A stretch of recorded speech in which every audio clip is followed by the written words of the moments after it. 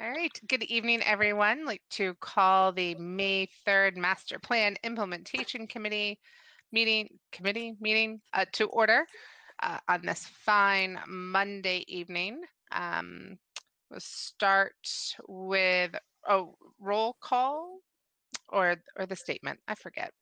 Roll call. I would go with the statement first. Statement if you first. have it in front of you.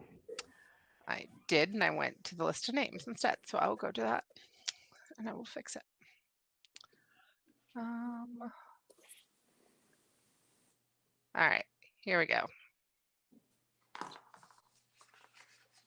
All right, so pursuant to Governor Baker's March 12th, 2020 order suspending certain provisions of the open meeting law, GLC 330A, Section 18, and the Governor's March 15th, 2020 order imposing strict limitation on the number of people that may gather in one place, this meeting of the Master Plan Implementation Committee will be conducted via remote participation to the greatest extent possible. Specific information and general guidelines for remote participation by members of the public and/or parties with a right and/or requirement to attend this meeting can be found on the town's website at www.northandoverma.gov. For this meeting, members of the public who wish to watch the meeting may do so on their televisions by tuning to Comcast Channel 99 or Verizon Channel 28 or online at www.northandovercam.org. No in-person attendance or members of the public will be permitted, but every effort will be made to ensure that the public can adequately access the proceedings in real time via technological means.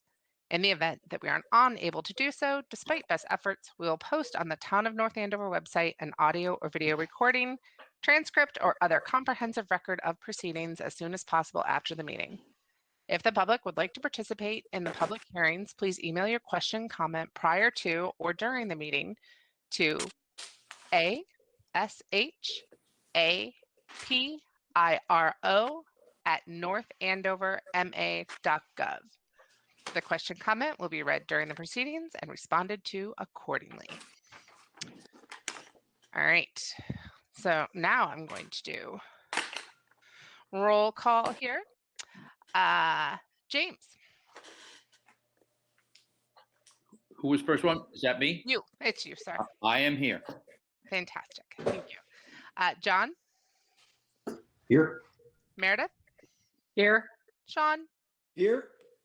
All right, Kelly. I'm here. Chris. Did you? Here. Chris? All right, and then so that's everyone. I know Holly is not here today. Stan can't make it. And I'm not sure about George, but that's who we've got. Kelly, sorry. Kelly, would you mind asking if someone can do the record the minutes for this meeting? Oh, sure. So Andrew has asked if anyone can help out with the meeting minutes. Can anyone help out with the meeting minutes for tonight?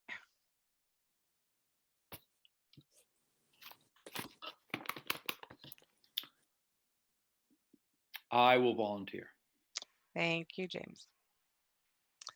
All right. So first thing on the agenda is, Andrew, did we get any public comment at all? Any emails? We did not. All right. So we will skip that. So our first item on the agenda is approval of our meeting minutes from our last meeting, April 12th. Give people a minute to look at those, see if anybody has any questions.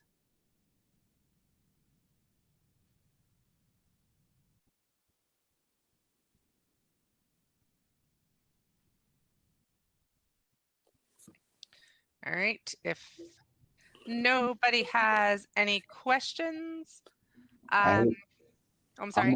I'll make a motion to approve the minutes as recorded. Thank you. Any Chris second? Nobley, second. All right, let's vote on it then. Jay. Yes. Chris. Yes. John. Aye. Sean. Yes. Meredith. Yes. Kelly. Yes. All right, there we go. We're cooking right along. We are already on number 4 of our agenda. All right, so last week we spent the majority of the time, as everyone knows, going through those strategies that we thought from the master plan that related to the Royal Crest presentation that we had in our previous meeting, as well as some people were considering some other information that they had seen, but it was truly just the point in time from when we did the evaluation. The plan for tonight is just have any final discussion. People had any more thoughts about it, any considerations, want to go in, make any adjustments to what we have. This, it's still a working document for us. What I would like to do though, after we do that, is vote that this, we're, as a committee, that we're satisfied, we're happy with what we've got as the point in time, which we've all kind of emphasized.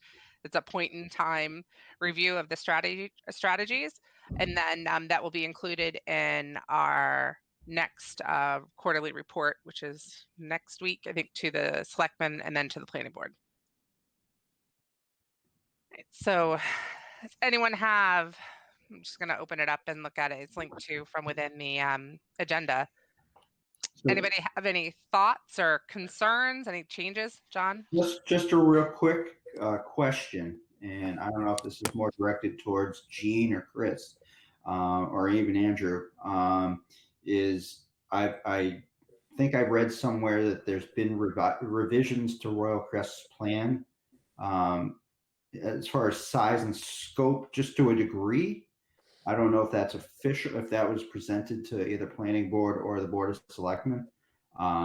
But in relation to the, I don't think it changes anything from our perspective as far as master plan recommendations or how it fits into the master plan. Well, I can tell you, John, this is Chris, nothing's come to the select board directly. So I don't know. Andrew, have you had any? I'll let Jean respond. She's been working with the team on that. Go ahead, Jean. Yep, so nothing has gone to the planning board either. However, as you know, we have a working group, and so we've certainly been working with them and conveying what we're hearing. They're conveying what they're hearing in terms of feedback. They've indicated they're listening. They are entertaining, I guess, at this time, addressing density concerns, building height concerns, setback concerns, but a plan has not been released or presented to either planning board or board of selectmen at this time. Okay. Actually, I would add one thing though, that maybe it's how information flows. There was an economic impact study, which we received as a select board, which talked about a lot of components and what the working group is on. So that, and it did lay out some additional detail about phasing and so forth, which we weren't aware of earlier. So that may be a little bit of what's in the air. Yep, so that all that is linked to the planning board agenda for tomorrow night. So we're doing both the fiscal impact as well as the school capacity. Merrimack College is also attending to kind of address the board directly for perspective on their component here. I will say that the fiscal impact was done contemplating the full build that they have presented to date. And so any reduction theoretically would reduce some of the impacts. So That's I saw the planning board agenda. Maybe that's what triggered, what I had seen. So yeah, I know it's hit Facebook that they're entertaining. So I'm not sure if it's coming as part of their discussions with abutters and neighbors, but it hasn't been presented to the planning board. Okay. So is there anything that we'd want to do with that or consider this? John, what do you think? You just wanted to bring it up, or is we still taking the point of time, or what do we want to do? No, I just again, I don't think anything that subsequent to resizing, rescoping, I don't think it's going to change anything that we've discussed previously, how it relates to the issues we discussed. Okay. All right. Anybody else have any comments or changes that they'd like to make as we go through this? Just as people are looking at it, what I'm thinking, so really open to ideas from anybody else on this, is I was thinking of removing any of the strategies here that we put not applicable, just removing them in terms of what gets submitted to with our quarterly report to the selectmen and the planning board. Would like it, would like to kind of open up and offer and ask to see if anyone and any members of the committee that would like to be part of presenting the quarterly report to the select board and planning. Because I think certainly this is a big deliverable from our committee. So I think having just kind of the presence to the select board, because I certainly, Yes.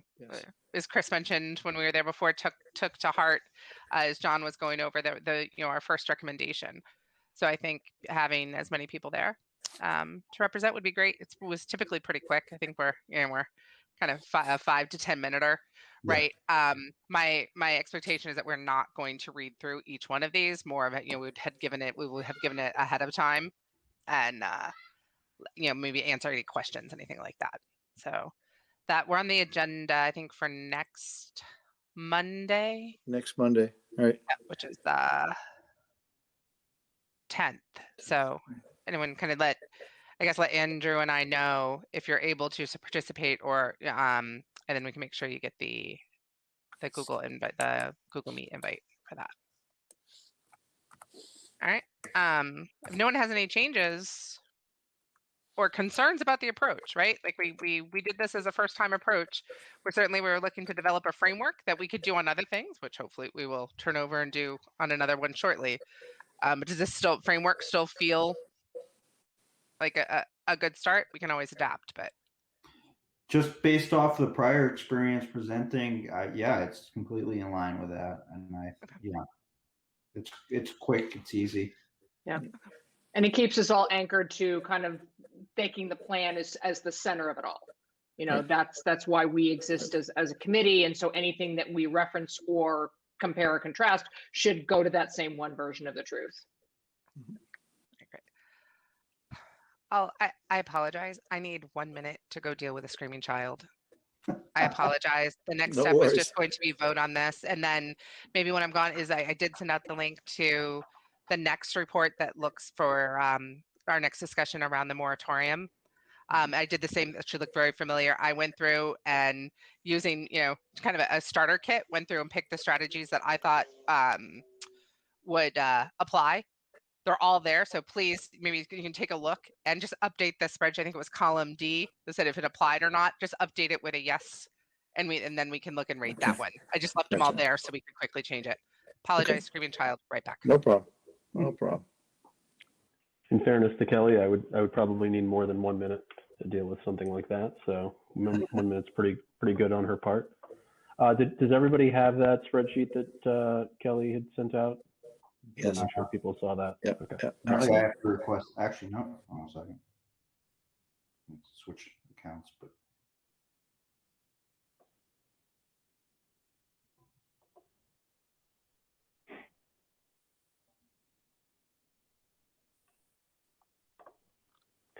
So did we take a vote on that last?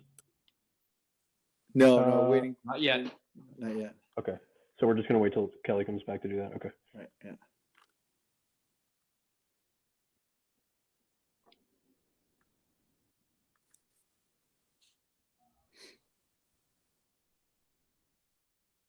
There we go.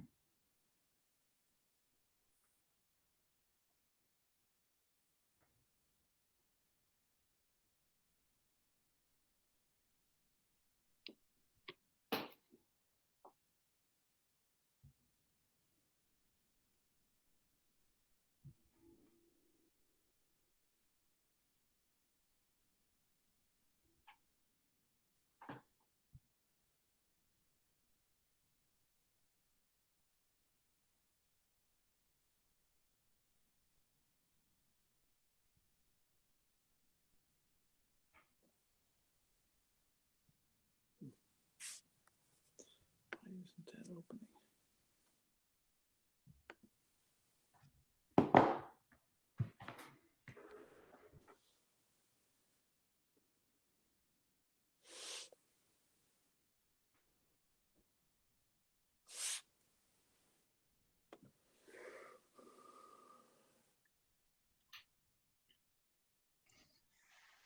Apologies, all. I'm back. No worries. No worries. All right. Did So A quick question, Kelly. with regards to looking at the strategies, what's the angle we're looking for as far as how that fits in with the moratorium, with the proposed moratorium?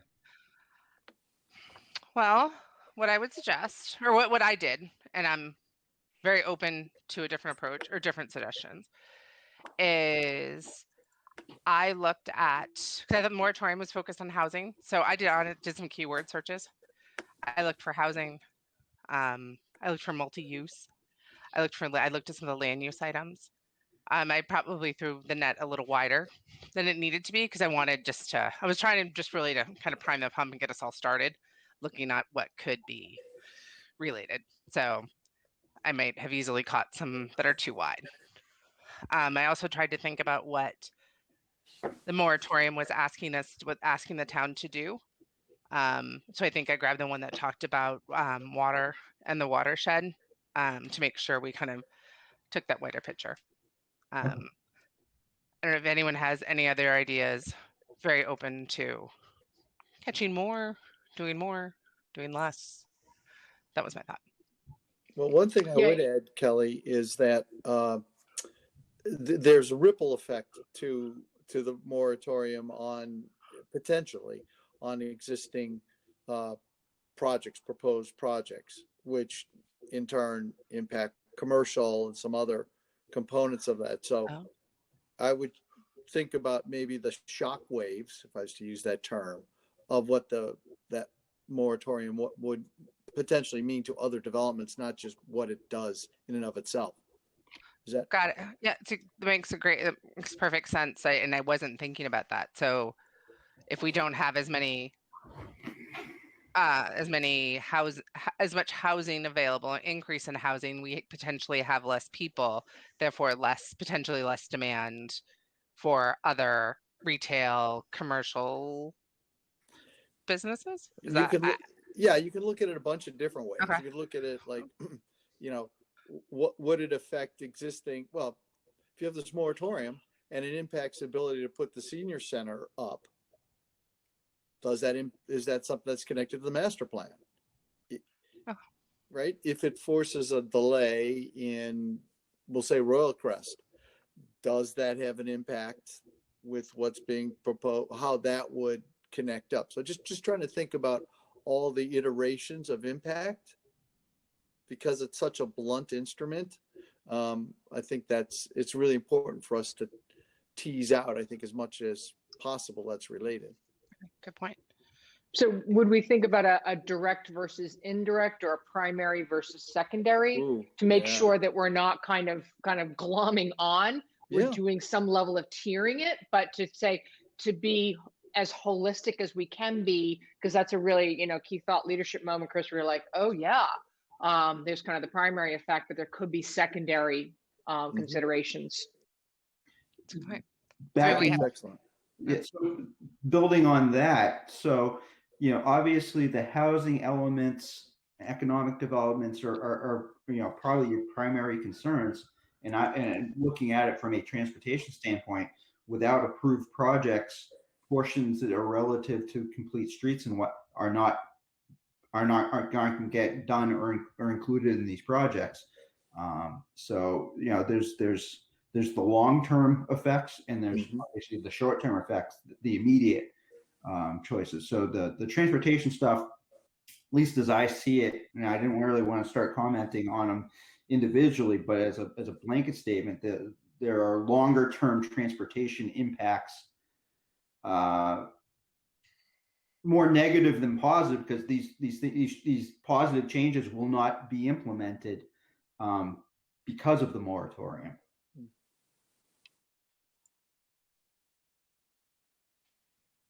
Good point. So I think that's to merit. I shouldn't say that. They are potentially at best delayed, based off of, at best delayed, at worst not done at all. So to Meredith's point, that's the potential tertiary or secondary, or whatever we want to classify it.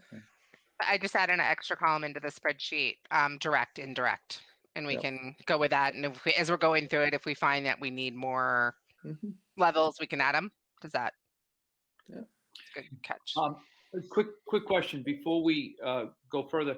Where is this moratorium? I mean, how far along is this in thinking? I mean, how legal is this? What are we reacting to here? I know the public wants and has proposed this moratorium, but where is it? How real is it? Well, it's on the town. It would be on the town warrant for town meeting. Okay.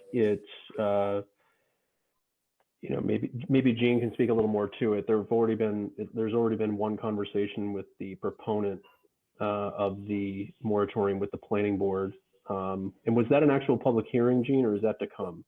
Yep, so the public hearing opened on April 27th. So I think your agenda tonight is actually linking to the information that was included in that board's packet. One of which of the items there is an opinion letter. So our town manager went to outside counsel to get an opinion as to the form of the warrant articles. So James, I think you're right. I mean, there is question as to the form. It's recommended that the proponents for this housing moratorium speak with both the moderator and our town council to try to get it in better form so that action can be taken at town meeting. But where it stands right now is the planning board is required to hold public hearings for zoning amendment articles. So the hearing opened on the 27th. It's been continued till May 4th. It very likely will be continued to May 15th before they make a recommendation. I would say the overall sense, and Kelly, you can correct me if you have a different sense. The overall sense of the planning board was the article really doesn't address what their real concerns, and that the developments that have already been permitted can go forward with building permits.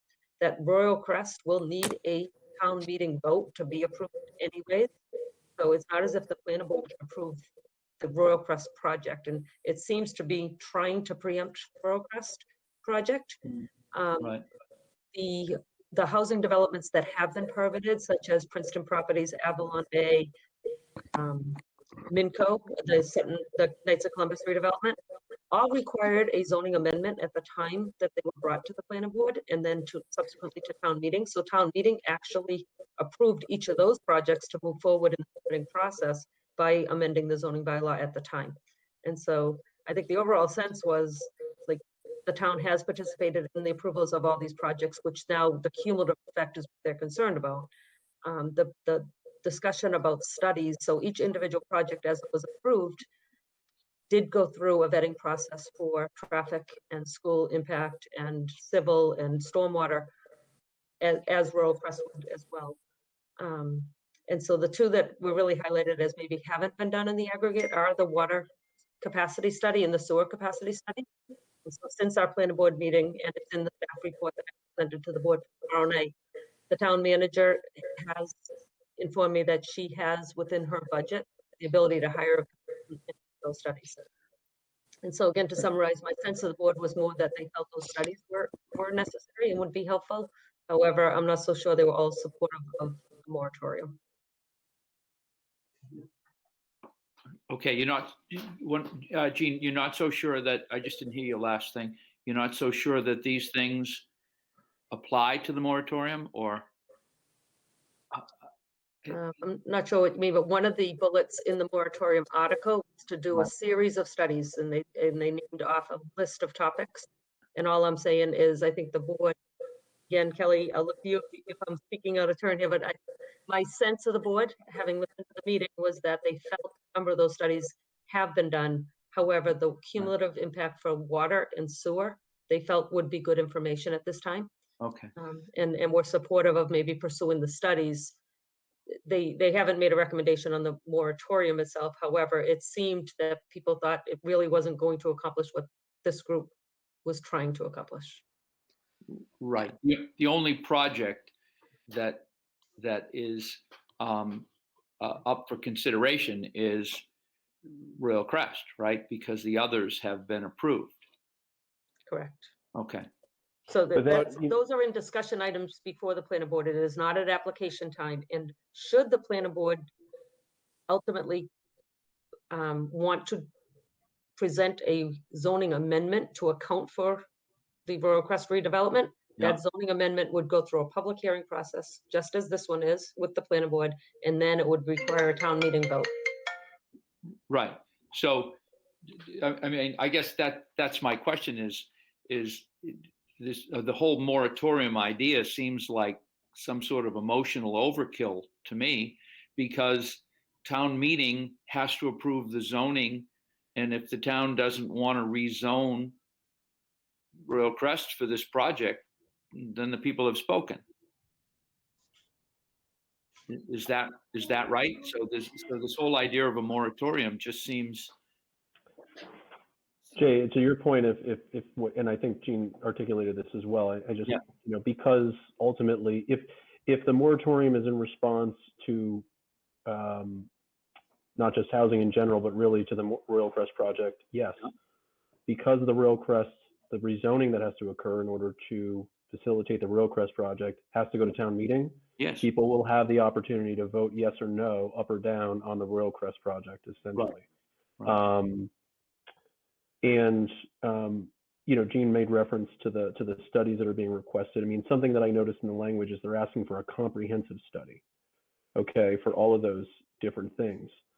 And that's not something, this is just a side comment, and this is just my comment. This is not something I heard at the planning board or anything like that, but that's not something that's typically done, at least not in my experience as a planner. Any number of those issues might be studied.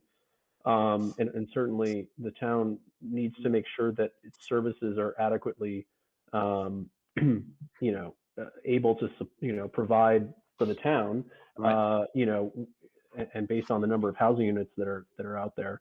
But to do a comprehensive study of all those things that's a lot of information. And the good news is, though, I think we're pretty up to date on our studies. Maybe save for a couple of things we could be doing. We can look at a little more. But we just did a whole school capacity study. We're looking at traffic on every project that comes before the planning board. And we're doing a watershed update as we speak. So I think we've done a lot more planning than a lot of other communities that probably approve a lot more housing units than we do, to be honest with you. The other thing I'll just quickly mention, you mentioned, the Royal Crest would be the only project that would be affected by this. That might be true as far as what's out there right now as a proposed project, but I think it's 3 units or more would be restricted. And that's a pretty small project, that could come down the pike. It could be anybody. It's not, that's not a developer necessarily who would propose a 3-unit project. So, so that's, Andrew, if I could interject, yeah. I was remiss that the planning board is entertaining a 3-unit project. It's the adaptive reuse of the Grange building in our old Right. center. And so that's considered a multifamily home because they're proposing to convert it to a 3-unit condo complex. Yeah, so that's an example of a project that could not go forward if the moratorium were to be passed in its current form. Okay. The last question: the moratorium couldn't affect the projects that have already been approved. We like as Gene mentioned, we have an opinion from an outside legal counsel that we and she's a very good and well-respected legal counsel, so we take her opinion heavily. Yep. So that says that no, those projects would not be affected. Right. So Avalon currently is pursuing their building permits, and I think they're moving forward. And so, I can't speak for the other projects at the moment, but they should be able to move forward regardless of what happens at town meeting. Okay. I think it's Chris, if you had your hand up, and then John. Yeah. Okay, appreciate it. Well, Andrew, just to follow up on what Andrew's saying here, I think it is important to recognize that, this, I think, can be painted as a reaction to Royal Crest. This is not a warrant article about Royal Crest, that it is about impacting our whole town. And so while people can look at it as a referendum, it is really not. And I think that's really important, and why our committee is so crucial, because there are all these impacts, and not just to the Grange building, but when you look at affordable housing in this town, those tend to be smaller units, smaller, 2 to 4 unit properties and so forth, there are all these risks that are exposed with a moratorium. And well, again, we have a legal, we have a opinion. It is not a ruling, and there's also an kind of a risk of a reputational risk that we have in our community when you have this sort of thing floating out there. And I guess the last thing I would add is, if you listen to Mr. Flynn's kind of narrative on this, he references the master plan a number of times. And I will say a little frustratingly selective in what he picks out of it. And when you look at some of the data that was used, and I know Gene and Andrew can certainly address it more in detail, but really cherry picked some of that data to the point of basically saying there's enough affordable housing in our community. And I think it's a mischaracterization of the master plan,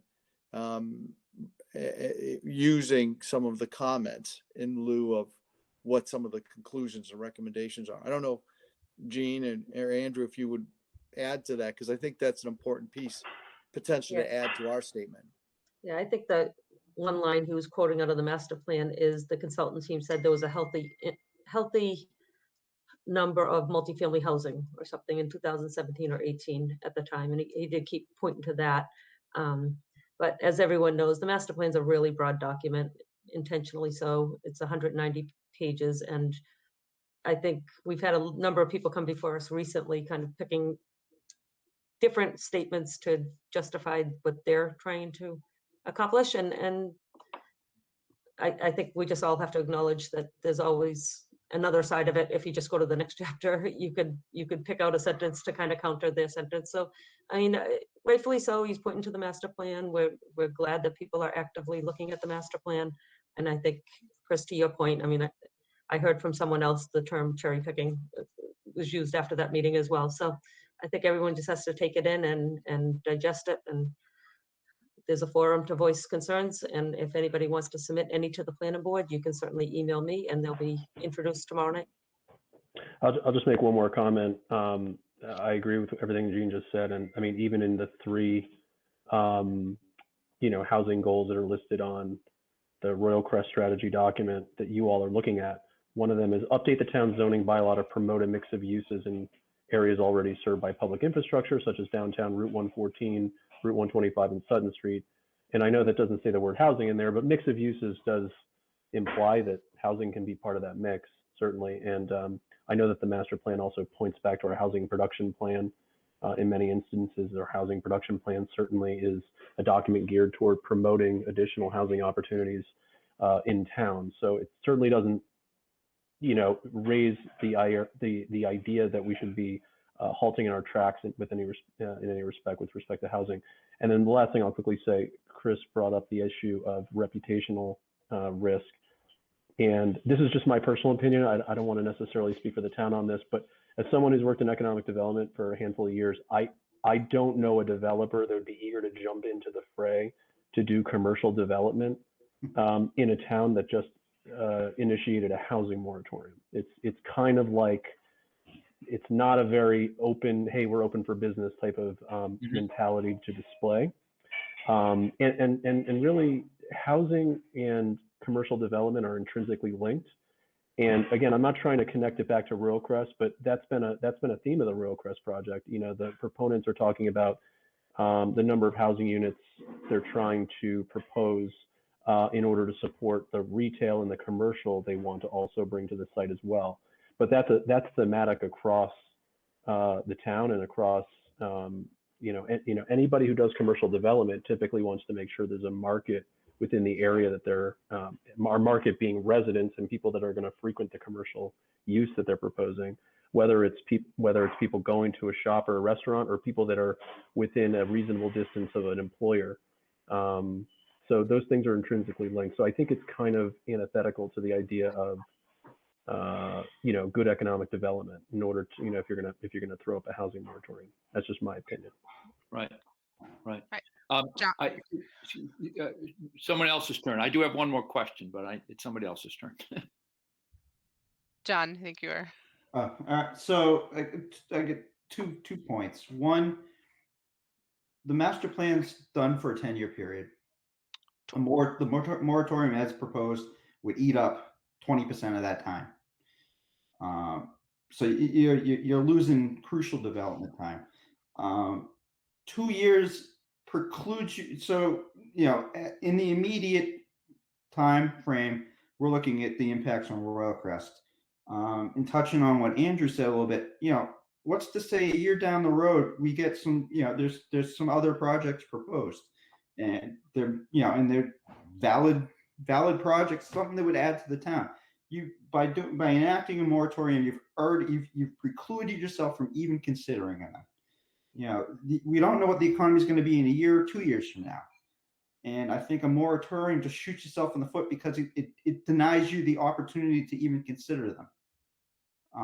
So that's my first point. Is it ties your hands, and bigger picture thing. A moratorium seems like a cheap way of avoiding the issues. It's rather than take a project by it, and discuss the validity of the project and how does it, the town has ways and means to discuss it. We have a planning board, it goes through them.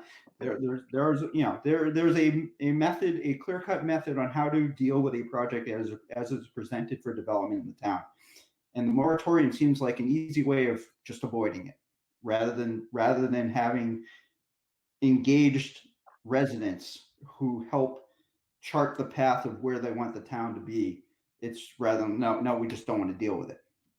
And I'm of the mind that there's a reason this meeting's public. It's everything is a public process, and there's ample opportunity for residents to be involved in that process.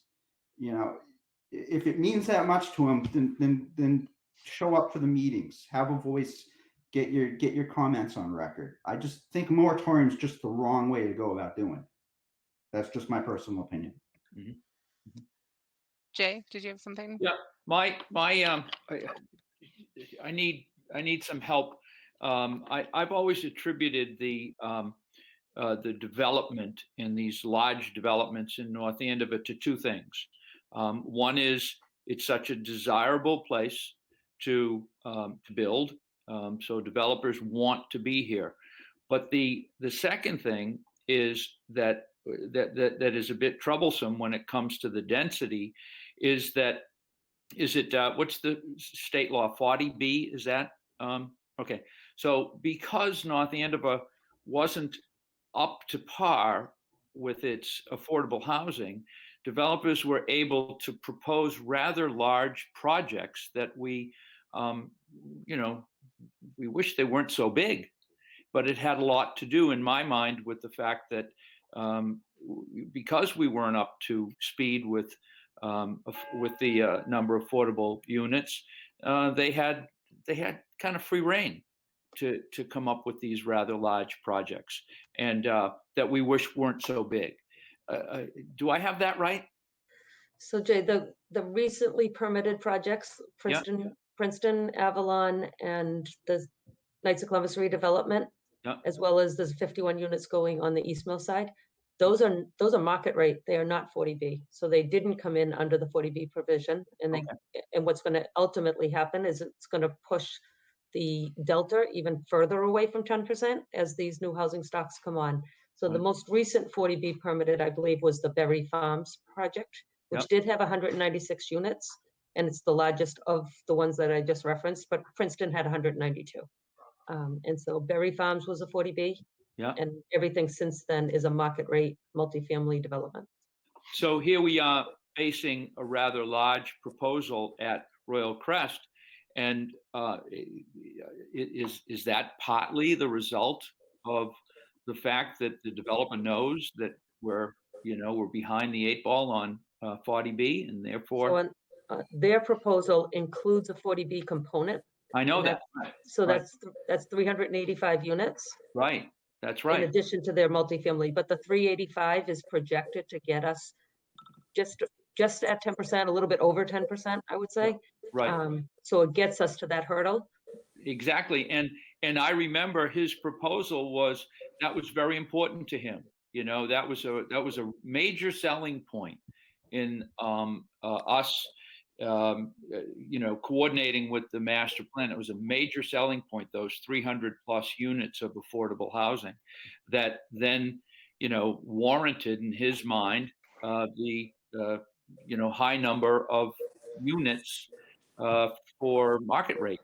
And of course, that's what I think the citizens are reacting to, these high numbers. But, you know, how much control do we have over this? Where they that's my issue with 40B, and what a hammer it seems to me it is in the developer's hands, is to say, well, listen, you know, this is such a terrific project because I'm going to put you up to your limits on affordable housing. When, you know, the citizens are looking at that project saying it's just too big. I just want to know if I have that right. Is that what a developer like this is doing with the number of 40B units that he's proposing? He knows we have to accept them. I mean, I think someone could argue that that's a really positive aspect of this project because, again, the number of units that are in the 40B, because 25% of those units of the, what is it, Gene, 385 or something like that? So Yes. 385 units in the 40B, only 25% of those are affordable, but all of them are being counted towards our subsidized housing inventory. So it's getting us over the threshold. So it's doing, I don't want to characterize it because I don't want to say, I don't want to put words in anybody's mouth, but it feels like that would be a benefit to the town because of the point you're making, Jay, which is right now we are vulnerable to 40B.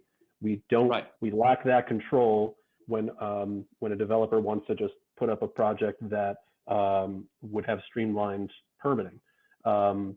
Because we are under our 40B threshold. This project gets us over that, which would give us more control. Right. And as John pointed out, the moratorium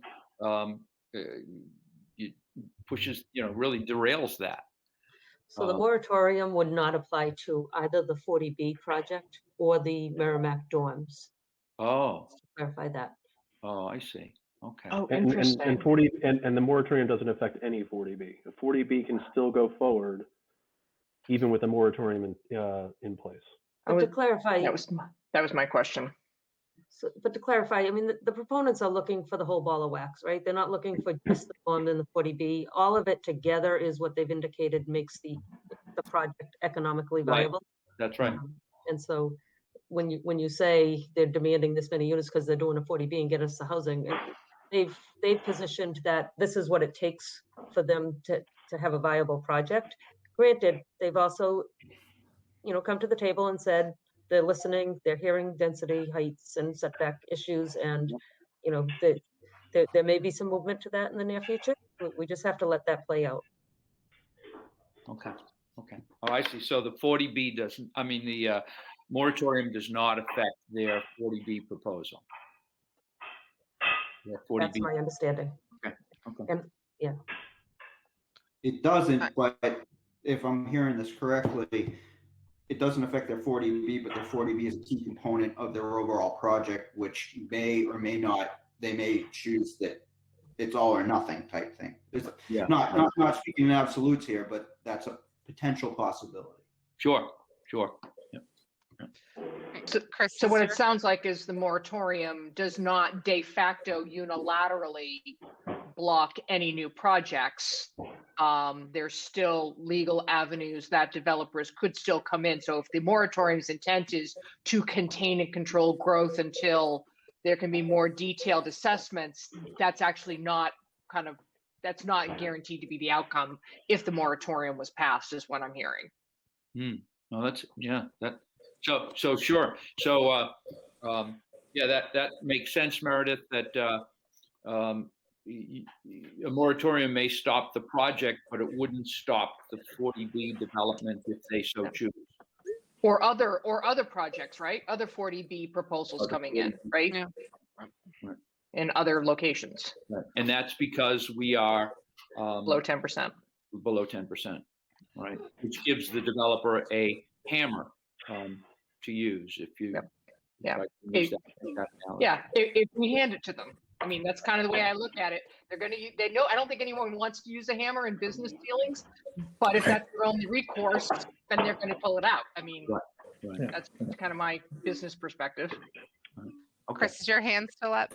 Yeah, yeah. So I was just saying, I think this is illustrating something very powerful, which is if you start using blunt tools to try and manage these things, you end up having kind of all these other immediate and secondary effects.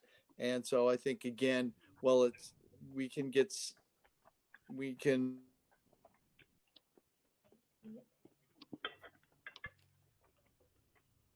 I lost Chris.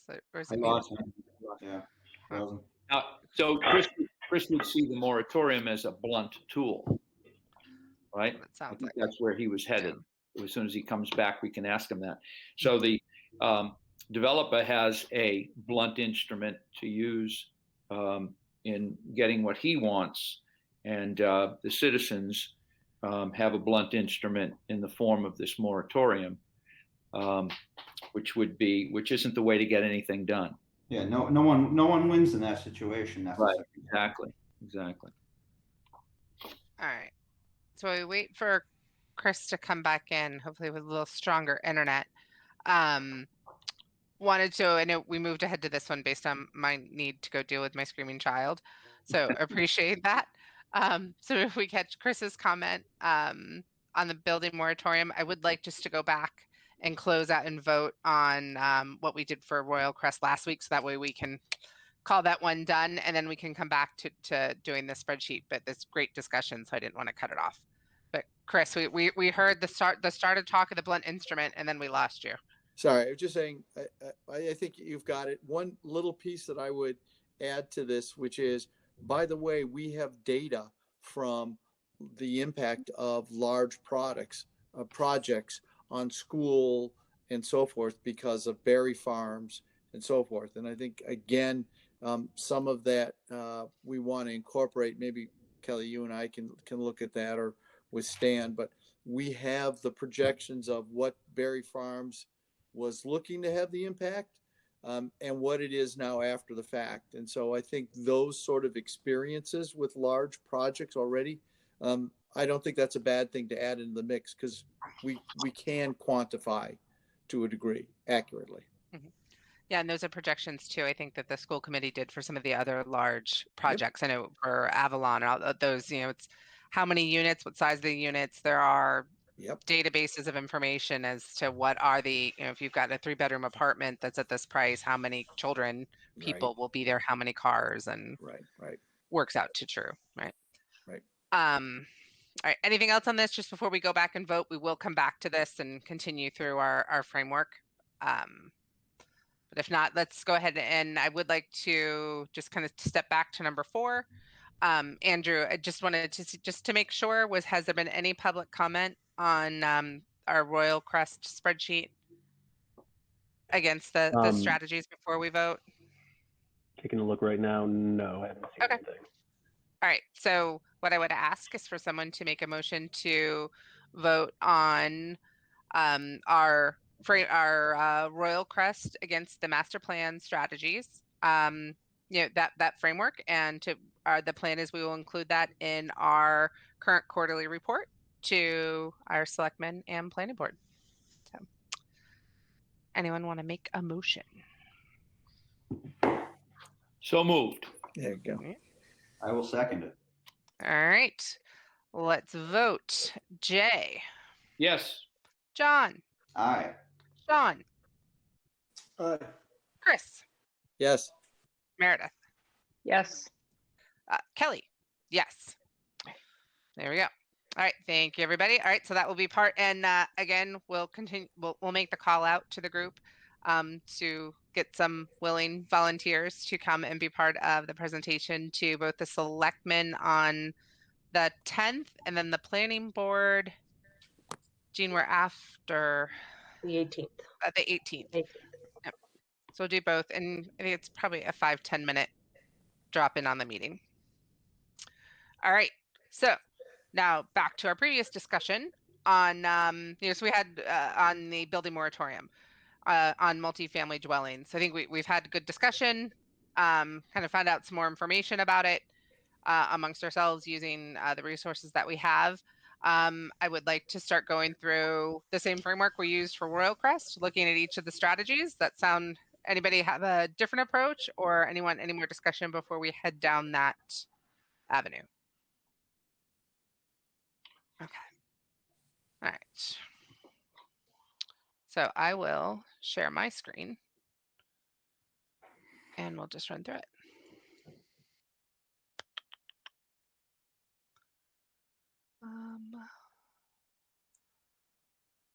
Am I sharing? I don't know if I'm actually sharing. Not yet. Can't see it yet. Slowly but surely. Too many monitors. It's all good. It's all Screen good. 2, screen 3. Which one is it? There you go. Yeah. All right. Let's see. What do you? Too many monitors.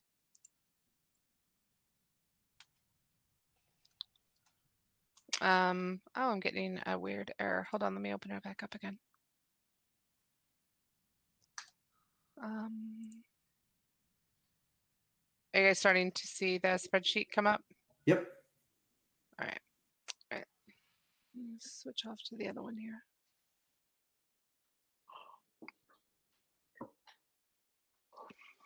All right, so this is the complete master plan. Let me switch over to the other one.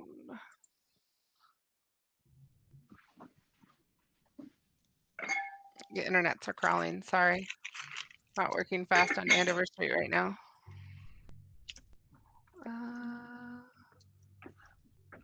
Where did it go?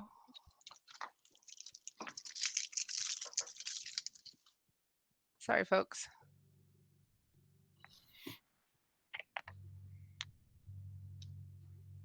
All right, now do you see it? Yep. Yes. Okay, Yes. perfect, thank you. All right, so unless, what I suggest is we just we filter down to the ones that we have yeses in column D that we think are related, and just look at those first, unless people think there's enough missing or questions, and we just look at all of them, kind of quickly move through yes, no. I think there's enough. We can just focus on the yeses, but that's All right. just my opinion. Okay. All right. All right, so it just filtered it down to the yeses. And then I've got the same columns over here, right? We've got our, any comments, and this, again, this is point in time. What do we know today? Do our ratings, positive, neutral, negative, not applicable if it's, we picked a yes, it's not really a yes. And then direct or indirect impact. Back to the conversation from Chris and Meredith earlier. Do you want to just hide the columns F through whatever, just so we can? That would be pretty helpful. Thank you. Good idea. Perfect. Google Sheets challenges me every time. Like it's Excel-like, but not quite Excel. I know. Nothing's in the right place. Yeah, We're all So, there. I know, it's close, drives so me close. crazy. All right, first one up. Looks like we're in the land use section. So we've got focus new development and zoning changes along key commercial corridors that may be more appropriate for higher density mixed use development at key nodes or intersections. Negative, right? Now I would say negative because this talks about mixed use, right? So by the fact Exactly. if we're put a moratorium on housing, we've lost a portion of mixed use. Anyone feel differently? No. And I would say this is a direct. Yep. Yep. And the way I'm sharing my screen, I can't see anybody's faces right now. So if you're raising your hand or anything else, just speak up because I can't see faces. Okay. All right, next. Review existing lot size requirements and dimensional regulations for residential districts to determine if they're consistent with the visions and goals of the master plan and residents. I don't think it's applicable because you can't even consider it if you have a moratorium in place. So I would say it's negative because you're not able to do this. Yeah. Yeah, it was either good. Right? Or is it neutral? You can still do it. There's just kind of why, right? There's not going to be any. No benefit to doing Yeah, it you if can't do it, if you so it's can't do negative, anything right? with it. In Well, then residential you- districts, and there you can do multifamily and residential. So it's you can't, so you won't be able to do it. So it's negative. You Oh, lose a okay. voice. If Yeah. anything, it's a negative, absolutely, because it precludes you from even considering it. Yeah. Okay. So it's fair. negative. You lose Yeah. a voice. Yep. Right. And is this, I'd say direct, Yeah. unless anyone disagrees? Okay. Yep. Next, still in land use, undertake a series of area plans for key commercial and mixed use nodes to establish desired visions and outcomes for each location and craft zoning to implement those desired outcomes. And this is about planning, not Well, about, So as soon as you say mixed use, that usually includes some sort of residential component, and then again, you precluded yourself from even considering it. everybody agree? Negative? Yep. Yes. All right, land use. Establish a lake and watershed oversight committee to undertake a thorough review of the town's water resource district bylaw. Ensure the bylaw is consistent with any applicable state guidelines and regulations and determine if the town wants to exceed those guidelines. So I included this one when I was going through. I put a yes on this one simply because of the discussion of the comprehensive report around water as well. That was mentioned in the moratorium. So open to it belonging or not, but. Can I just interject with this and Gene can speak to this better than I can, but we're currently doing this. So I don't know if that factors into the rating, the fact that we actually are doing this despite, even without a moratorium in place. So I think it's positive. I honestly think it's probably a positive, right? The moratorium, because it would just put more of a highlight on this, not that we're already doing it.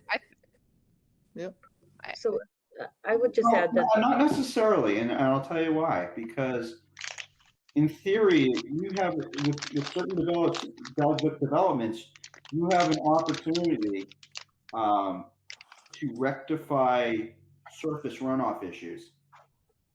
And I say this from an engineering standpoint. When I do projects and we put in brand new drainage systems that catch sediment that would normally just flow. So in a way, this could be negative because it precludes you from doing those type of developments where in the end, you'd actually have an upgrade to your water resources, your natural resources. Good. What's I think this is establish a lake and watershed, which we already have No. it. No, Kelly, if I could interject, we don't have a lake and watershed oversight committee. The plan update that Andrew's referencing is assessing the overall quality of the watershed and health of the lake health. And so they're doing lake testing and some other things. Stop on that. I'm sorry. And so although we do want them to look at the bylaw, it's not a focus of updating the bylaw. And as far as the study that's being requested in the moratorium, the way I interpreted it was more of a capacity study. And we know that the water treatment plant has to report withdrawals to the DEP every year. And so data is very likely there. It's just we haven't looked at it in the aggregate. And so again, the study I think being asked for is the capacity of the lake. As we add on all these units, at what point can the lake not support it? And the same with the sewage treatment plant. And so I think there's three different elements here, I think. The bylaw itself, the health of the lake, and the capacity that it can support. I think this specific strategy is pointing to the bylaw itself. So with a fine-tooth comb, go through the bylaw and make sure. Okay. So maybe, is this then neutral? Is this not? What are people thinking? Is this neutral? It doesn't really, not applicable. Neutral just doesn't do anything. All right. Yeah. And no impact because it's neutral, right? No direct or indirect. Yeah. All right, as I'm going through these, if I'm going too slow or too fast, please give me feedback. So I can adjust. The one thing I might add, Kelly, is this. well, it's important to address this, but it's not just the way Gene explained that we're already down this lane. So I don't know if we want to take it out entirely, because I think it's important to explain that we are already doing this, regardless of the moratorium. Okay, and with the neutral, we'll stay here. The only, if we Right. follow the same method that we talked about for the Royal Crest one, I was only going to take out the rows where we actually said not applicable, not Okay. neutral. Yep, The neutral good. ones stay because yeah, it impacts it, but it's not good, it's not bad, just Right, stay. what we're doing. Yep, gotcha. So moving on to the next one, still in land use. Review the existing planned residential development zoning for applicability on remaining undeveloped parcels of land in town, and ensuring the existing zoning will aid in accomplishing the preservation of open spaces on those parcels.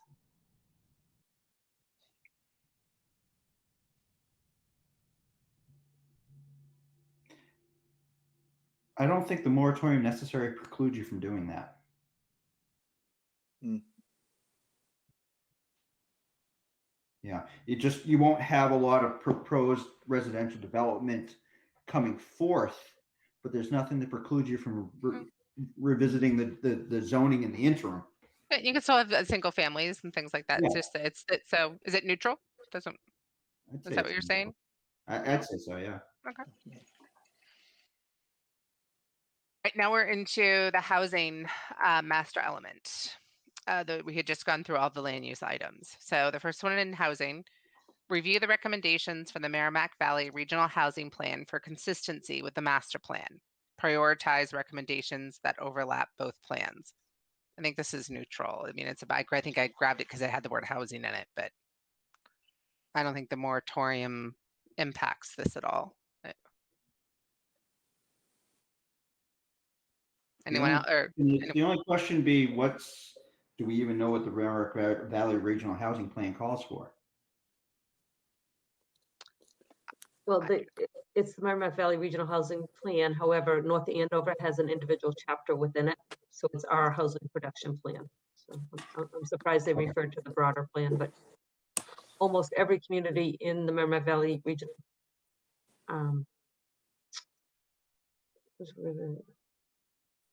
It's the Merrimack Valley Planning Commission did the report for us. We all worked individually with them. So each community is represented in their broader plan, and we have our own chapter, which was certified. okay, so it's and the intent of this most likely is reviewing the North Andover housing plan for consistency with a master plan and prioritize recommendations that overlap in both. So given that, I still think we're neutral because this is reviewing recommendations, not even making changes where there need to be a demand or doing anything. Does anyone else feel differently or agree? Neutral. Agree. Agreed. All right. Next, housing. Update zoning to ensure that deed restricted affordable housing is provided as a component of new market rate residential development projects. That's a direct one right there. Yep. Direct hit. Because we wouldn't be able to, yeah. Can't take action. Yeah. So that'd be a negative. You can't Yep. take action. Yep. Negative and a direct. Yep. All right, next, still in housing. Determine the supply and demand for senior market rate and affordable housing and plan for housing to meet the need. Anyone not consider this negative? It restricts you to single family in that to address it. So yeah. Also, I'll just mention this real quickly, in all the studying that the moratorium article calls for, it doesn't ask to study demand for housing. It asks to study, the effects on housing that's being built and proposed. That's a really good point, because the logic behind it when he speaks to it is about this capacity issue that is supposedly satisfied. It's a little bit of a red herring, right? Yeah. All right, next, identify financial and staff resources to facilitate the construction and or preservation of affordable housing in North Andover. I think I picked this one up because of the word housing. Does that apply? It's not applicable. There's nothing that stops you from keep doing it. Yeah. It's just how do you just won't be able to apply it to anything. So not applicable. Yeah. I tried to throw the net wide on the words just to make sure we could all decide as a group. It's easy to Alright. discuss it and not consider it and not even bring it up. So All right, so next, still in housing. Utilize CPA and housing trust funds to offset housing costs for households at the lowest income brackets. Households up to 30% of area median income. It feels like not applicable. Is it not applicable, or will we not even be able to do it if we didn't Right. have, if we don't have affordable housing? if you have Right? affordable housing projects that are part of a multifamily development, then you can't apply that. So it kind of restricts you in that regard. Because we won't have the housing to be able to use the funds to offset housing costs. Right? Exactly.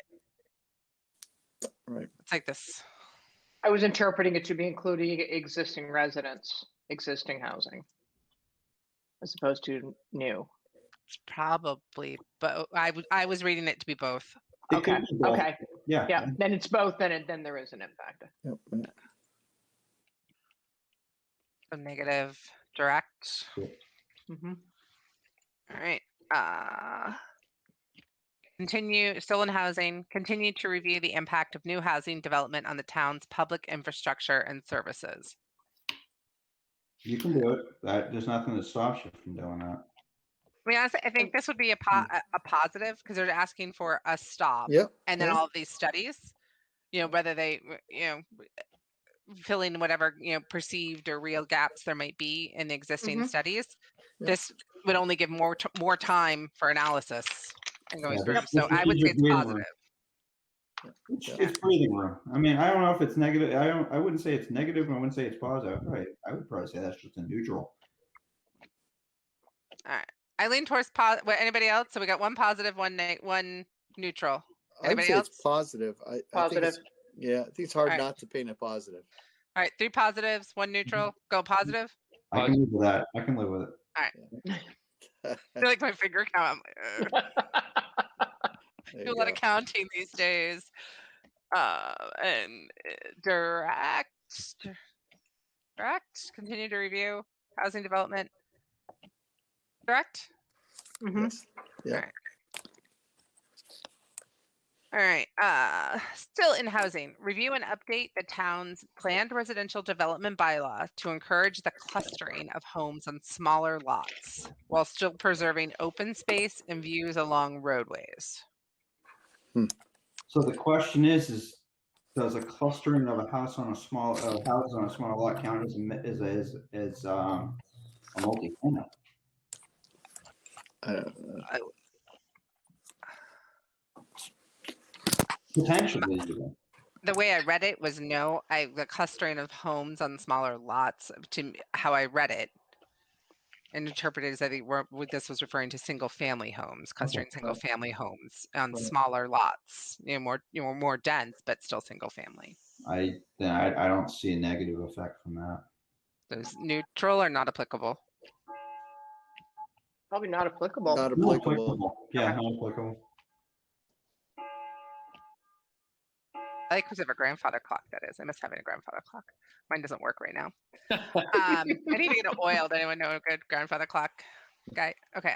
Consider zoning changes to low density residential areas in outcountry to preserve more land. Not applicable. I'm going to not applicable. I don't hear anything else. Went with that. Yep. All right. Still in housing. Last 2 for housing.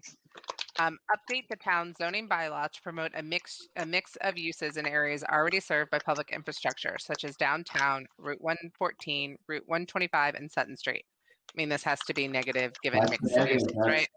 That's a direct. You look right to road crest. Yeah. All right. The last housing. Create an accessory dwelling unit bylaw that would allow small accessory residential units on existing residential parcels. That's a negative. Well, Because if it gets to 3, right? But I believe the accessory dwelling in For Gene, single. yeah, it's just for single. So you'd still Oh. have to be 2 family because it's creating an accessory dwelling on my understanding on a single family home. Yeah, So it would be 2 dwellings. yeah. Yes. That's So I that's, would like, say- that's the in-law apartment thing. But Okay. not a in-law. No, but like yeah, the standalone. Yeah. So this would be not applicable, right? Correct. Would Yep. be my Yep. all right. Out of housing, on to economic development. Encourage the development of mixed-use buildings which support both residential and commercial usage. Negative. Negative.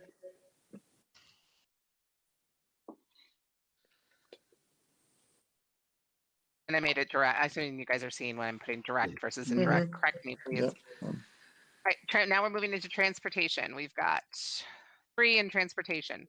Discourage traffic in residential neighborhoods using context-sensitive roadway design and traffic calming solutions.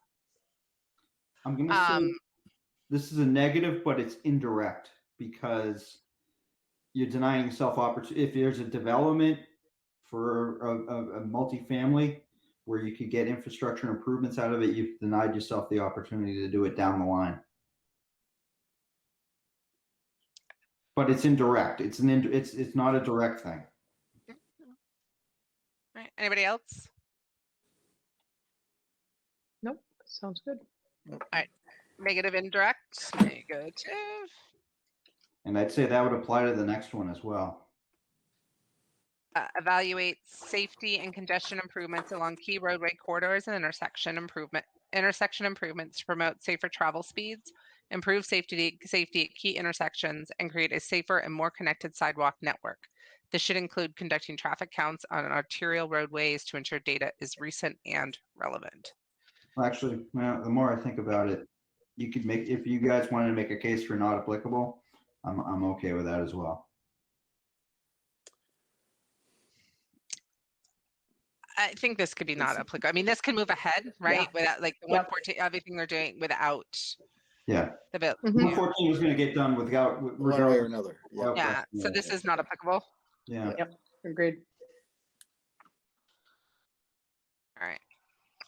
Last, in transportation, explore innovative ways to increase transportation services for seniors. Captured this one, I think, because of transportation or I think I it's don't know. not applicable. I don't Probably think not applicable. I was thinking Yeah. that if we had more people, there'd be more ways. I was thinking with one of the things they're talking about with Royal Crest, just have increased bus lines and all that good stuff. But I think that's sort of reaching and the whole 9 Yeah. yards. So not applicable. Okay. Yeah. All right. Now we're at the last 3 strategies identified. We're cooking with gas now. It's open space and recreation. A long day of video calls, my friends. Develop a trail rating system that rates level of difficulty, accessibility, availability of benches, barriers to wheelchair access, and more. There should also be a clear distinction between walking trails and hiking trails. I'd say not applicable. I don't know how this one got in here. I don't know what keyword I was doing there, but all right. All right. We'll blame Google Sheets. There you go. Yeah, that's what I'm going with. All right, continue to consider the creation of more athletic fields to support youth sports, including potential use of private property. If we're not developing, we don't have, right? I can kind of see this one, and right, if we're not having large developments, that could be, I don't know. Yeah. Not applicable. That's Not applicable. not Yeah. applicable. Yep. All right. Yep. And then last one, consider options to expand space available for youth services programs, either at the youth center site or off-site and shared facilities. Not applicable. Not applicable. Not applicable. Nope. Okay. All right. So we went through them all. All the identified strategies. Are people comfortable that we caught them, or do we want to look at the ones that weren't identified really quick to see if any of them belong? Are we good with where we're at? I feel like a quick glance. Yeah. Let's just flash through them. Yep. Speed round. Speed round. Speed I've been accused of being a fast talker before. All right, I'm not going. You and me both. No, we can read them. I'm not going to read these. So let's take a look and just let me know when to scroll. I'm going to scoot over a little bit so I don't make people too dizzy. Tell me if you spot one.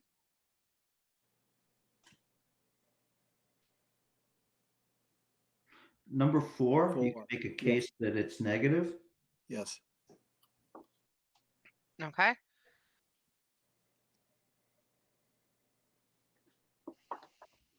Correct. Yes. Yeah. All right.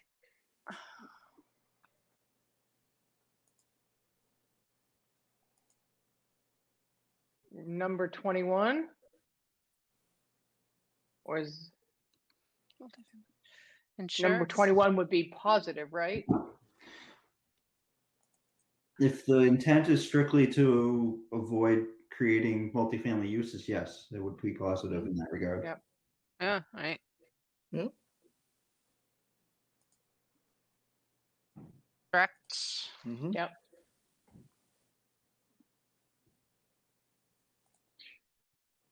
How did you rate 21 again? 21. We said positive and direct. Positive direct.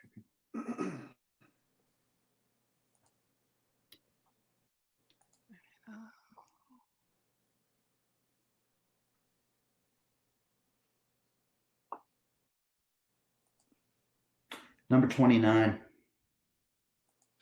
Work with large landowners of economically important properties in town Oh, to yeah. identify and track a mix of Yeah. uses. Yeah. Kind of. Negative. Yep. Yep. Because you're eliminating a potential A use. mix. Yeah. Yep. Mm-hmm. All right. Gonna scroll down here, moving quite a bit.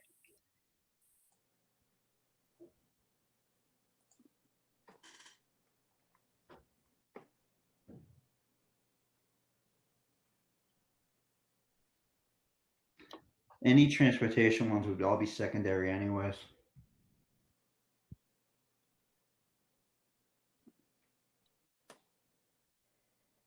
Nothing's jumping out at me. Hmm. All right. We scroll through them all. Yeah. All right.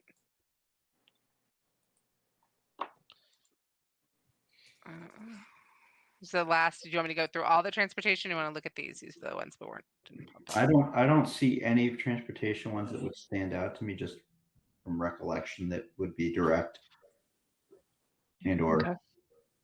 All right, I'm gonna scroll down. Yep. Or get rid of the transportation.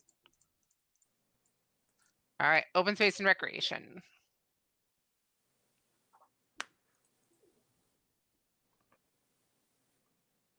I think 65. Because if you don't, one of the things that's being offered in this development is this sort of thing.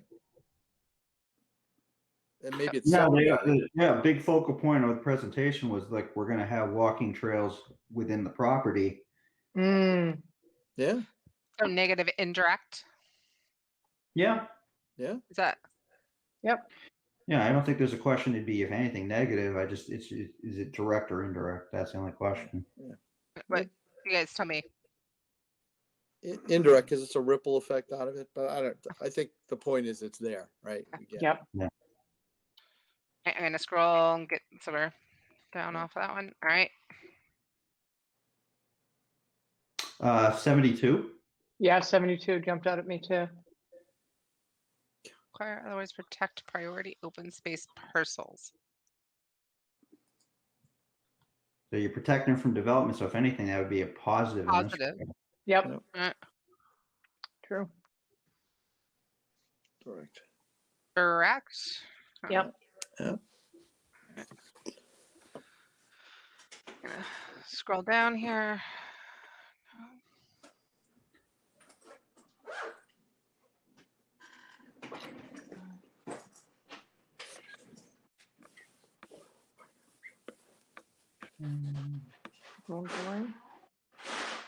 Anyone else ready for a scroll? Yeah. Scroll. Scrolling. Scrolling. We're scrolling. We're scrolling. Scrolling. All right, we're on to public facilities and services. There could be some here around infrastructure. Would that, the town public, is that in any way, number 85, is that in any way, would that be touched on this? With our own buildings?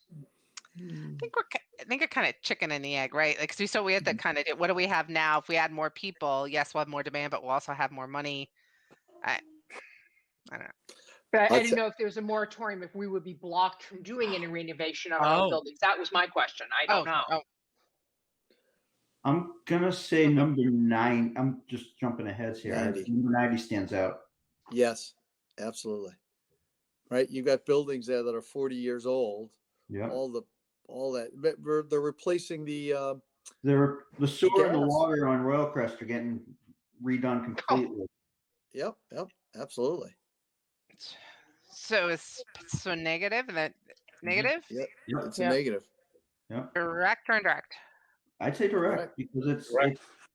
all that infrastructure occurs with a development. What do people think about 85? 85. Because it's only multi.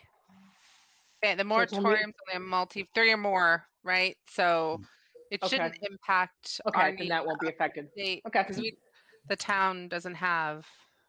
good. I'm glad it won't be affected. Right. Good. Can I just add one more piece about the just one more comment about the upgrades to sewer and water? This is not totally related, but I happen to know that none of the buildings at Royal Crest are sprinklered. Yes, right. So if you were to redevelop the property, the fire department's going to require that all of the buildings be sprinklered. So in theory, you're providing a safer context, or at least for initial reactions to potential fires that could break out. So I would call that a general infrastructure upgrade. I know not water sewer per se, but under the general context of infrastructure. Yeah. And That's along those scary. lines, Andrew, accessibility also. It's not right? accessible. Yeah, those Roads- buildings are not, you can't renovate those buildings. They're Yep. tear downs. Yep. They just are. All right. So do we have anything that I haven't seen anything yet that relates to? I mean, we've got provide appropriate facilities and services for increasing aging population. I don't Oh. know if that I applies. think that is more of like the senior center Senior development. center kind of stuff, Yeah. right? I would- Okay. Yeah. All right. That was a reach there. All right. Nice thought. But on that, the Royal Crest proposal includes Senior. 55 age restricted housing. So I think we've got to decide, does 91, is it referencing housing? I don't think that apply. As I read it, I don't think it applies to housing. It's more of support systems for them. No. Okay. Yep, I'm good with that. Okay. Encourage use. I'm not seeing anything. Scrolling. Yep. Rolling. Holy. Oh, look at that. We're there. Whoa. Look at that. We're like, bam. This were the other ones.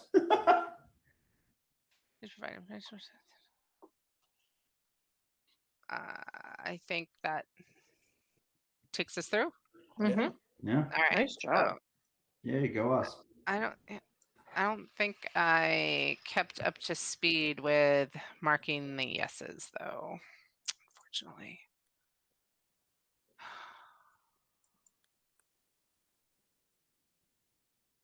I think these I just gotta mark as yes. All right. Oh, and some of these someone had said no on these, but we as a group disagreed. I'm not sure who marked these no. Someone might have gone in, but we've kind of overridden that. So unless someone speaks up, I'm going to override based on what the committee has rated them as. Go for it. Good. I heard the go for it. I like the whisper. Do it. Go for it. Do it. Do it. All right. We've been in too many Zoom calls, Kelly, both of us. Literally 7 a.m. this morning. Yeah. Yep. It's been an emotional day talking to people. I am kind to clear the filter in Zoom or Google, whatever this is, sheet. So if anyone help me Hold clear on. filter, I would love it. Filter by value, clear. Clear. I'm hitting the button that says clear. Clear. It's like, Thinking of like the battles. Clear. The battles, right? Exactly. if it worked right now, I'd do it. I don't know how. I select all. There we And go. hit okay. Yeah. Okay. Because that makes more sense than clear. Okay. All right. So what I wanted to do is just, so we've got, I'm going to filter this. I want to just get the yeses, right? So here's, we've got, this doesn't total your numbers of rows like Excel does. So what, maybe we have 30 or 40? I don't know, 30 Wow. maybe. My So it's a gosh. lot, right? And Yeah. again, we are not totaling, we are not counting, we're looking at each Mm-mm. strategy independently. So I'm not going to do that, but it's just interested Yep. in the total number. It is. Let's It hear. is interesting. All right. So given that, I think you know- may have some not applicables that you want to turn to no's. very good point. Sorry, making you filter again. You're making me filter again because it's entertaining to watch this happen. I know. You be careful. She lives around the corner from me. Knock on my office window. Stop it. Put a bird feeder outside of my office window because, well, I just need to see something. And now actually it sounds like they're knocking on the window sometimes. It's sort of funny. I'm like, "Mwah." Sorry. I had a hawk bang into my window the other Wow. day. Wow. Yeah, I looked out. It looked at me. My next door neighbor said, "Yeah, you were in a cage. You looked lovely." That's right. Yeah. All right.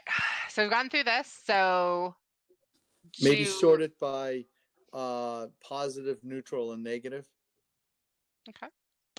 Right. Yeah. Just I don't. Does that make more sense than just sort of going through the? I don't know. We play with it, but If I could figure out how to undo the filters. All right. So this- sorry.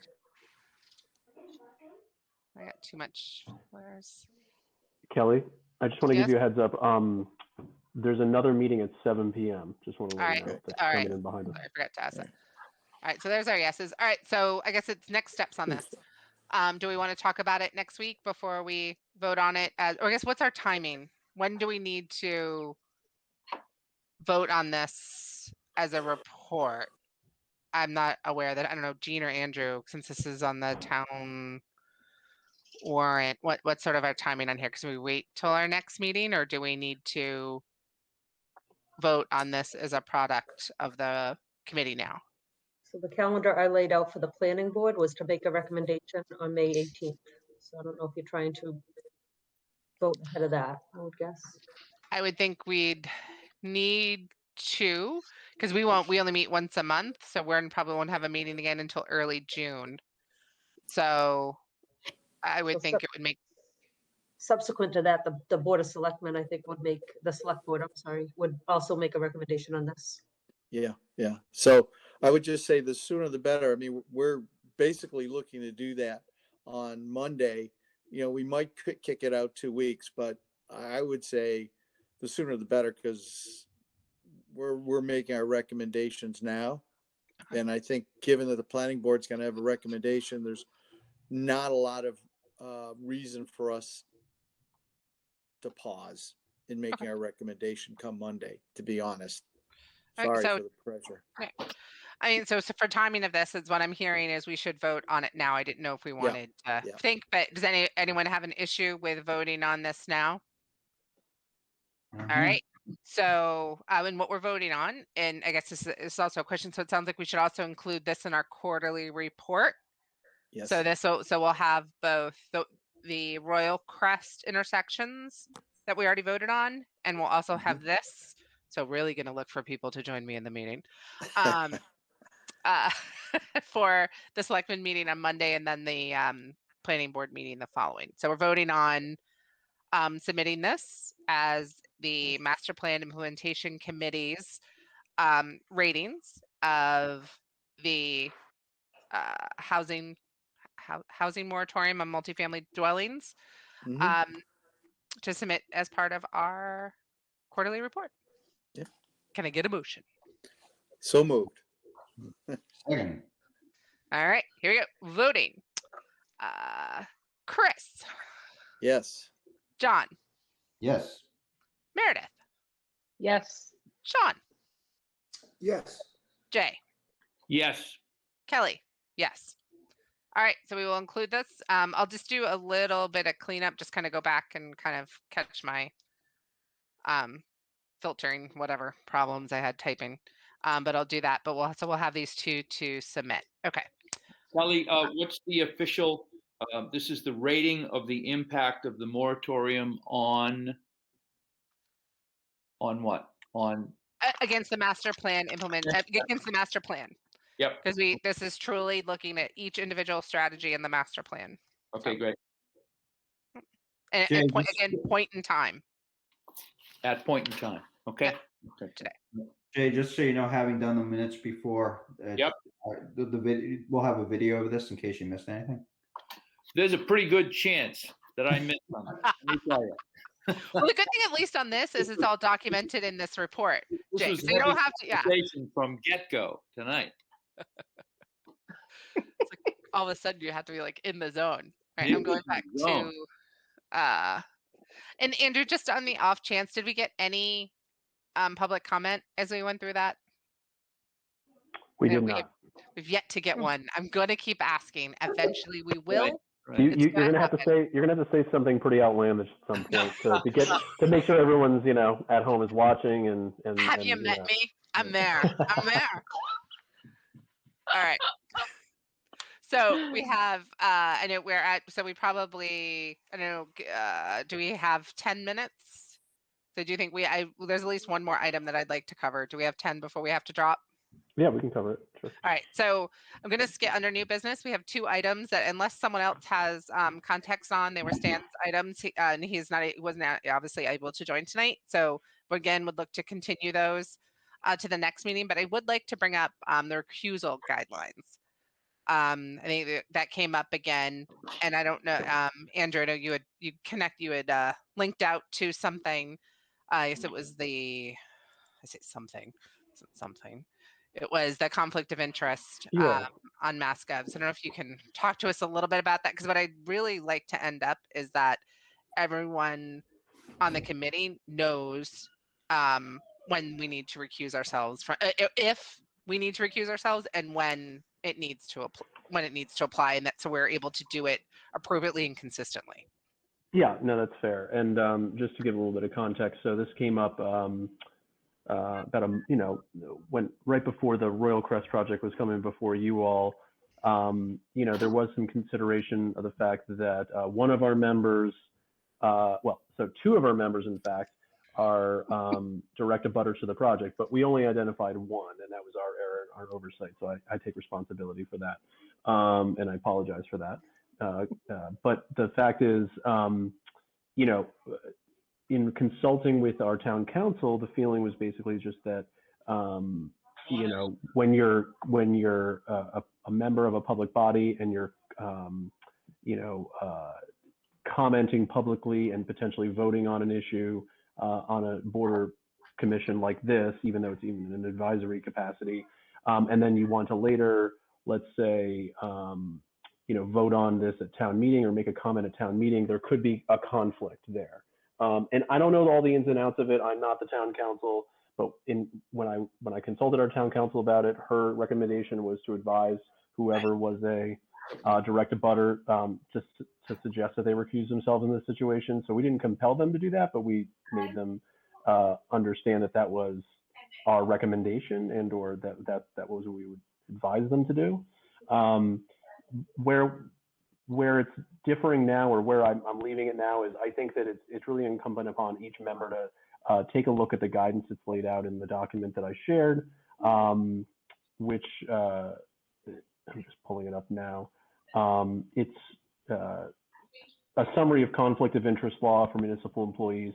Technically, you all are municipal employees as committee members. And if you scroll down,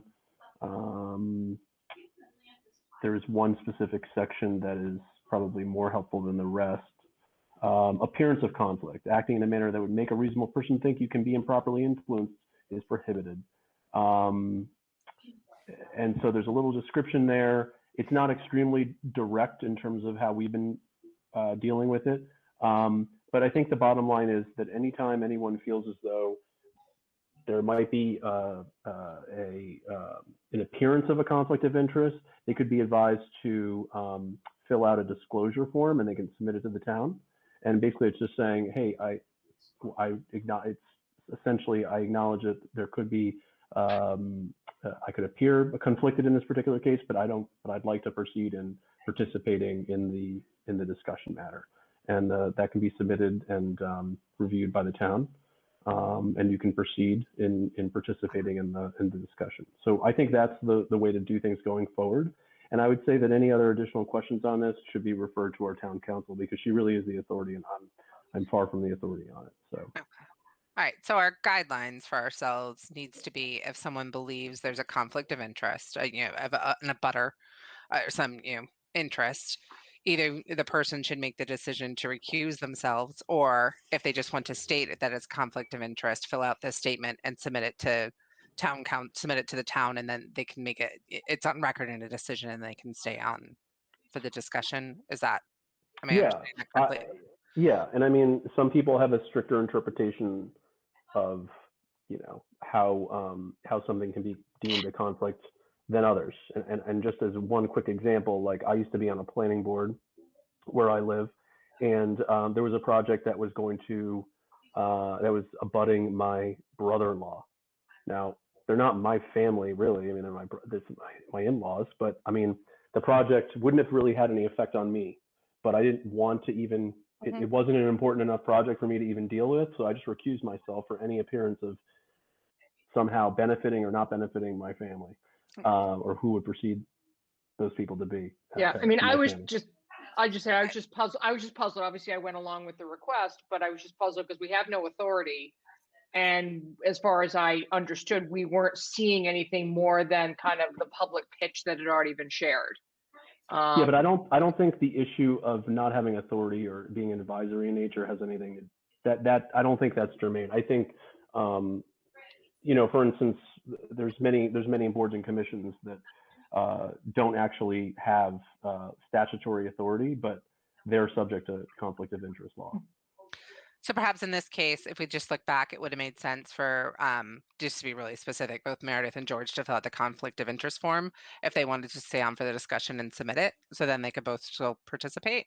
Yeah, I think that would be fair. Yeah, I mean, and look, I mean, and we can't compel them to do anything. I mean, if they wanted to just say no, and George actually did this. George was like, I think he said something like, I know I'm a butter and I don't care, I'm still going to participate. You can do that. We can't compel you to do anything. I mean, if something happens down the line as a result of you having participated, and someone wants to challenge something that came way later and said there was some member of this board had acted inappropriately and they want to take some action, they can do that. And if they're right, then it could result in something.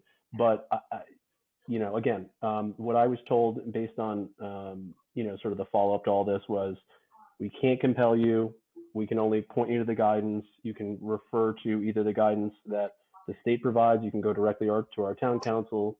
You can proceed with however you feel is appropriate in these situations. Okay. I like the black and white better than the gray, personally. I know. Oh well. The law doesn't I always. know. Like, just tell me. The law. Yeah, I'd like to be able to just say, this is what you do in this situation. This is what you don't do in this situation. But I just can't do it. Got it. So is it a butter? I mean, is there anything, or is it just kind of in general, if it's something you have a very vehement opinion about, that it may be something you need to exit from? Well, I know, for example, I'm just because I am also on the planning board, so there are some things in the planning board I recuse myself from. One, I'm a direct abutter, so that was very easy. Another one, I'm on the board of directors for the Historical Society. So the project that Jean mentioned earlier around looking to transform the Grange into a multifamily dwelling. I'm not working on that. I have no interest in that, but just to kind of remove any sense of conflict, I recuse myself from that discussion. Okay. So I think, it's, to me, like when those things come up at the planning board, it's my judgment call. And I always ping Jean and Ethan, the chair of the planning board, and kind of go, hey, here's the situation. I think I need to recuse. And they kind of, one time for something else, Eaton said, no, that's fine. You let me know. We're good. And other times, yeah, you need to recuse. So typically I turn it on in the world of Google Meets, I turn off my camera and mute myself while the conversation's coming on and then just come back when it's over. Okay. All right. So I think thank you, Andrew. I think that gives us guidance on what to do. So at least we can be consistent and Right. know. All right. So continue to ask for volunteers. Anyone who wants to join us at the select board meeting and then the planning board meeting. I'll ping you because no one's raising your hands. Next week, that would be great. We'll have those 2 reports to present. I think we are done. Does anyone have anything else before we adjourn this meeting to the next 7 o'clock and get started? Excellent job, Kelly. Well, thank you. Great Excellent, meeting. excellent. Good job. Yeah, fabulous. Got us through a lot. Thank you. All right. Motion to adjourn. Motion to adjourn. Chris. Second. Seconded Thank by you, Dave. All right. Gonna go through my pictures. John, Yes. Jay, yes. Meredith, Yes. Sean. Yes. It wasn't a picture, it was an S for a while, but now it was a picture. Thank you. Chris? Yes, thank you. Kelly, yes. There we go. Everyone have a fantastic evening, and I Oh. will talk to some of you on Monday. I know Alright. we already adjourned. But just real quick, next meeting, is there a thought to that? Oh, yeah. Just real quick. June 7th would be the first Monday. June 7th. That is a select board meeting. Oh, So if we did it at 5 p.m., it'd be a marathon session for Chris. But that notwithstanding, I'll entertain We it. could probably So go do we want to go, when is town meeting? Town meeting is actually the day, so town meeting is the 15th, so the 14th is before the 15th. Uh, Do you just want to go to the week after town meeting? Yeah, I can't. Or is I'm that- not here on the 14th. Yeah. I would think so. This is our 2 big things, right? And at least that applicable to town meeting. Right. Other boards may have meetings they have to fit in. So maybe we go the Monday after. 21st. 21st. Does that work generally for folks? I can send it out. If it turns out not to work, folks can let me know and we can reschedule if need be. This was pretty much a 2-for-1 meeting today. You got a lot done today, so. All right. Thank you, everybody. Okay. Now we're done Thanks, for real. everybody. All right. Take care. Thank you. Night, night. Thanks. Yeah. Thanks, everybody. Bye. Bye, everybody.